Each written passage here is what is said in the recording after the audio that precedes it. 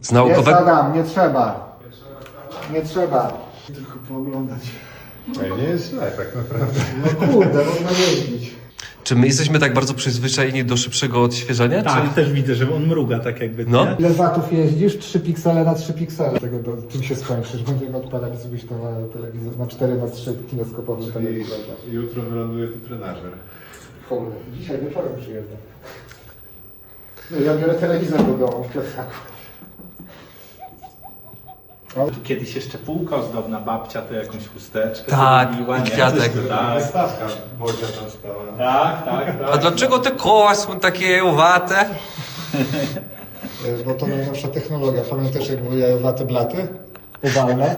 No to najnowsza technologia jest taka, że podobno na owalnych kołach szybciej się jedzie. Tak, bardziej się napędzają. Tak, bardziej się napędzają. I lepsze doznania wjazdy są.